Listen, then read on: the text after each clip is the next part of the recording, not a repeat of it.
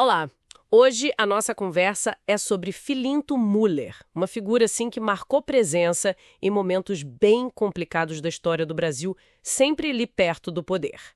Nós recebemos bastante material sobre ele, né? E a ideia é investigar como ele ganhou essa notoriedade toda, os métodos dele que geraram tanta polêmica e como é que ele conseguiu seguir na política por tanto tempo, desde a era Vargas até a ditadura militar. Exato.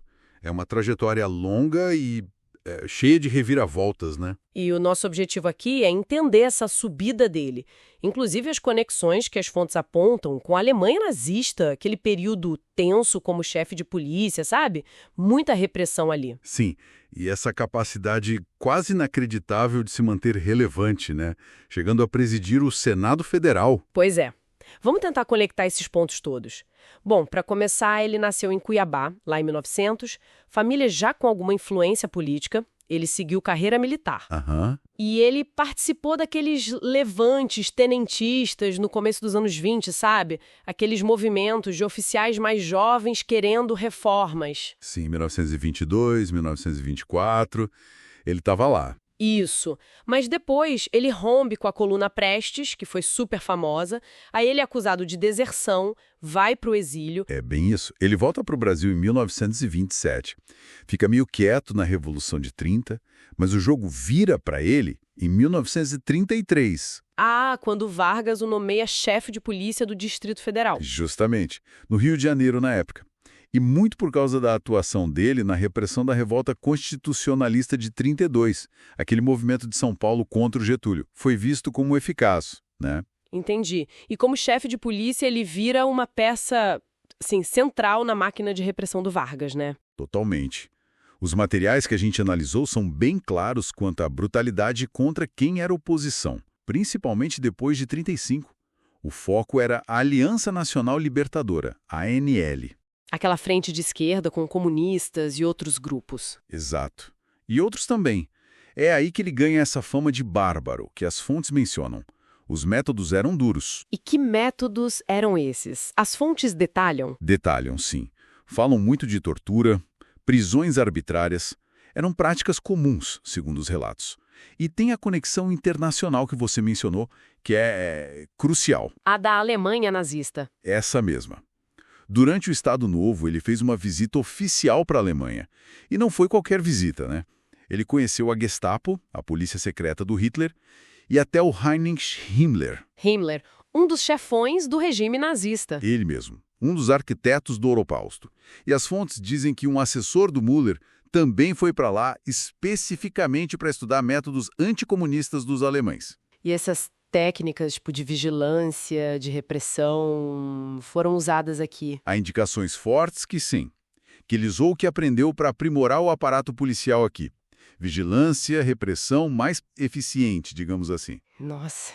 E tem o caso da Olga Benário, né? Que sempre volta quando se fala dele. Pois é. Embora a decisão final de deportar a Olga, que era comunista, judia alemã e esposa do Prestes, tenha vindo de cima do governo Vargas, o episódio aconteceu sob a gestão dele na polícia. Ela foi mandada de volta para a Alemanha nazista e, infelizmente, morreu num campo de concentração. O antissemitismo e essa admiração de Müller pela Alemanha, a germanofilia, também são pontos que aparecem nas fontes. Ele também teve um papel forte na repressão ao levante comunista de 35 e ao levante integralista de 38, né?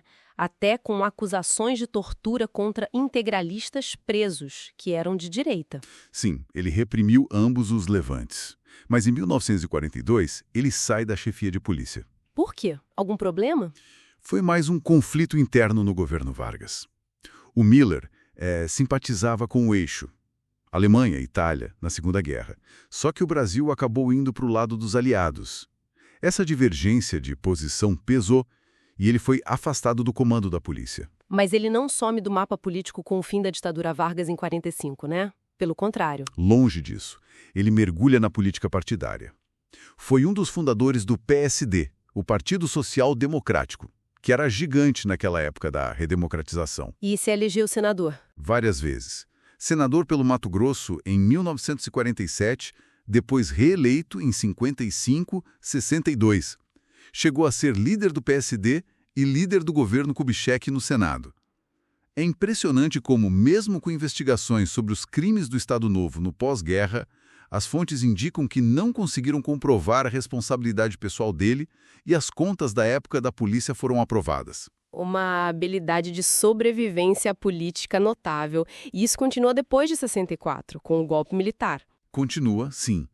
Ele apoiou o golpe, entrou para a Arena, o partido que dava sustentação ao regime militar, e, de novo, líder do partido, líder do governo no Senado. E chegou mais alto ainda, né? Chegou, presidiu a própria Arena entre 69 e 73 e, em 1973, virou presidente do Senado Federal, o topo do Legislativo. Incrível. Pensar nesse caminho todo, da chefia da polícia política do Vargas, com essa fama e as ligações com o nazismo, até a presidência do Senado. E o fim foi tão inesperado.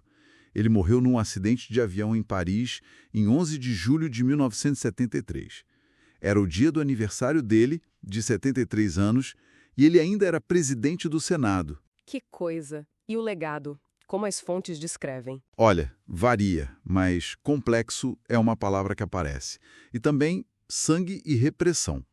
A trajetória dele, de chefe de polícia associado à tortura e simpatizante do nazismo a presidente do Senado durante outra ditadura, levanta muitas questões. Então, resumindo um pouco, a gente viu essa ascensão do Filinto Müller, muito marcada pela repressão na era Vargas, essa busca por técnicas na Alemanha nazista e depois uma capacidade impressionante de navegar na política, ocupando posições de liderança tanto na democracia quanto nos regimes autoritários. Isso deixa a gente pensando, O que será que essa capacidade de figuras como o Müller, de transitar e ocupar cargos tão altos em regimes tão diferentes, inclusive chefiaram o Senado décadas depois daquele período mais brutal na polícia, o que isso revela sobre as estruturas de poder aqui no Brasil?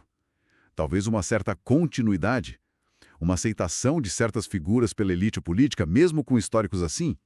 Fica aí a reflexão, sobre como a memória política é construída e como algumas figuras conseguem se manter influentes por tanto tempo.